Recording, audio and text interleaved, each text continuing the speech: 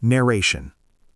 Watch how psychological safety and real attention can unlock a shut-down mind faster than protocol pressure or perfect plans. Nobody in the known galaxy had ever made the Kessleran sovereign cry. Not war generals, not collapsing star systems, not even the time the third nebula cord fell apart over a border dispute that lasted 600 years. But a 9-year-old girl, refusing to touch her food for 19 consecutive days, had somehow managed to do what entire armies could not. The Royal Medical Wing of the HFY, the most expensive, most fortified, most aggressively over-decorated vessel in the Kefloran Imperial Fleet, had become something that no amount of gold-plated hull plating or ceremonial banners could disguise. It had become, in every practical sense of the word, a disaster zone. Princess Valkyra, sole heir to the Kefloran throne, first daughter of Sovereign Malthara the Undying, future ruler of 11 star systems and approximately 42 billion living subjects, had decided, with the full conviction of a child who had recently discovered the power of no, that she was not going to eat. Not today, not yesterday, not the day before that, not for 19 days running. And the entire Kefloran medical establishment, for all its 5,000 years of accumulated biological science, had absolutely nothing to say about it except, "We are trying, your sovereign," which was not by any reasonable standard a satisfying answer. Senior physician Ordak Vase had been practicing Kefloran royal medicine for 43 years.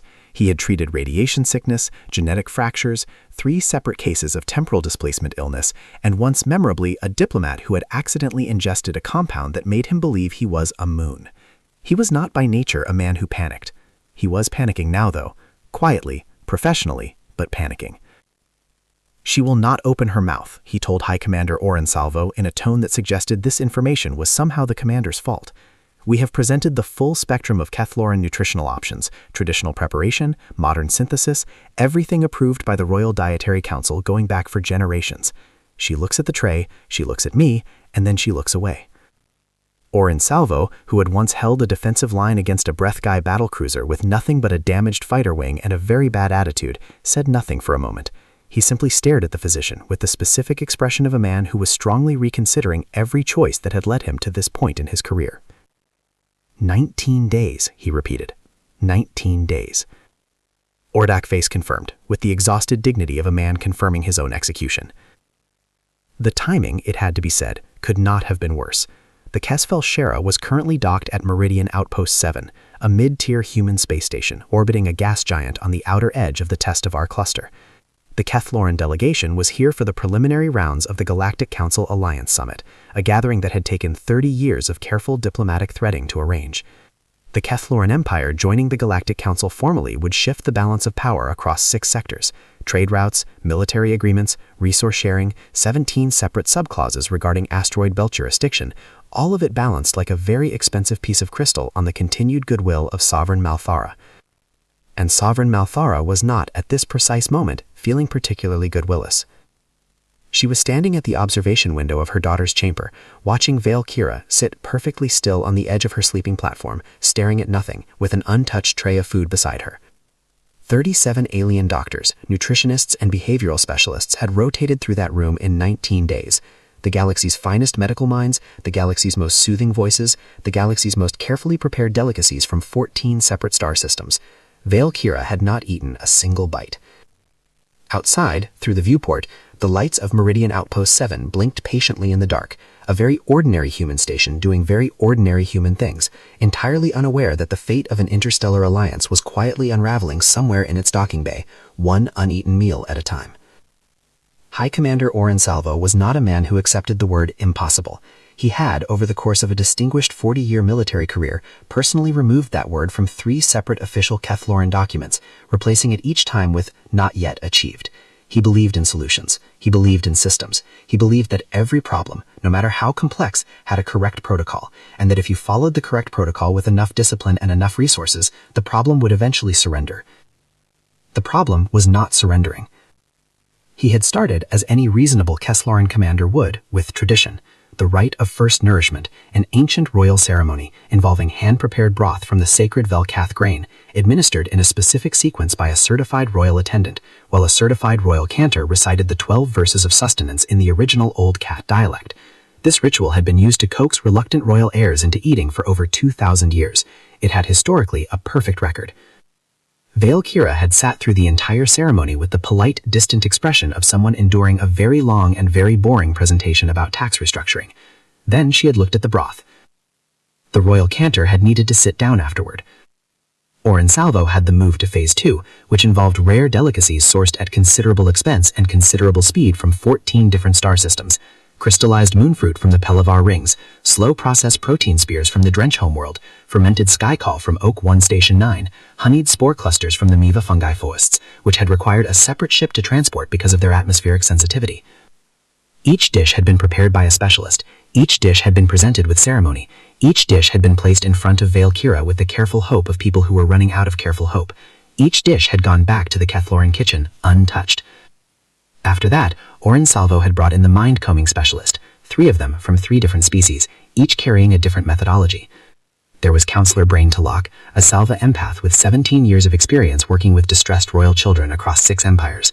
There was Physician Laura Nassick, a Hillary practitioner of emotional resonance therapy, who could apparently detect the specific frequency of a child's distress and counteract it with harmonic vibration. And there was a very elderly Marin sage named Thought, who nobody had bothered to give a title to because he was simply Thought, and apparently that was enough.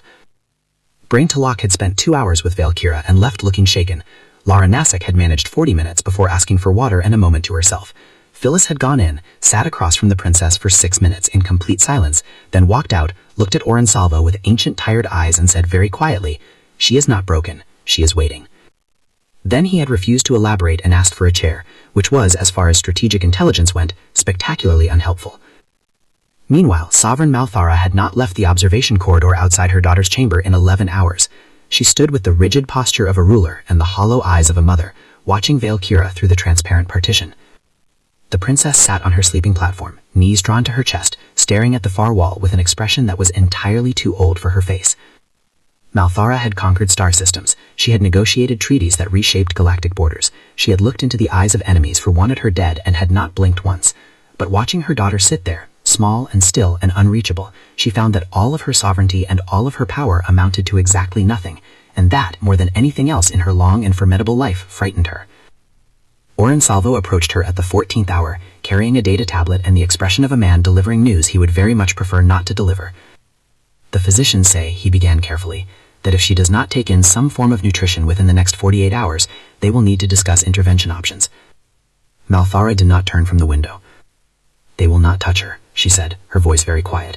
That was how you knew it was serious with Malthara. She got quieter, not louder. "Find another way." Salvo opened his mouth to explain with great professional diplomacy that there was no other way, that they had exhausted every available option, that the galaxy's finest minds had tried and failed, and that he was genuinely, honestly at a complete loss. And then the maintenance alert went off.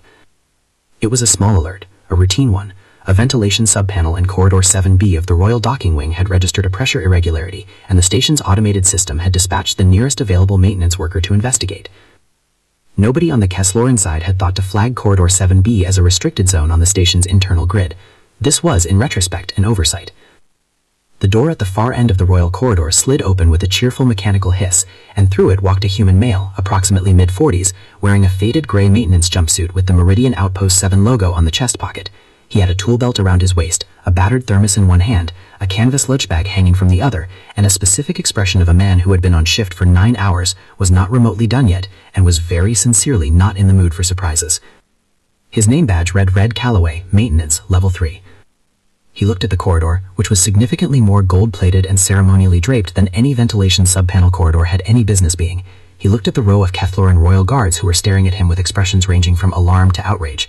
He looked at High Commander Salvo, who had turned from the observation window and was now staring at him with the specific expression of a man who was trying to determine whether this was a threat or simply a very strange dream. Red looked down at the panel number on his work order, then back up at Corridor 7B. "This is 7B, right? Ventilation irregularity?" he said. Nobody answered. He checked his tablet again. One of the royal guards made a sharp movement toward him. Salvo raised one hand and the guard stopped. The commander studied the human for a long moment. The human studied the commander back with the calm, unbothered patience of someone who had dealt with enough complicated situations on a space station to know that most of them resolved themselves if you just waited quietly. Inside the chamber, through the opposite partition, Vale Kira's head turned very slightly toward the door.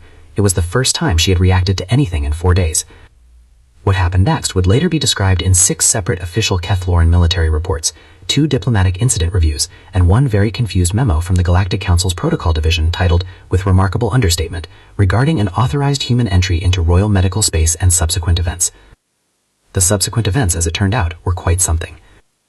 Orin Salvo made a command decision. This was technically speaking not his call to make.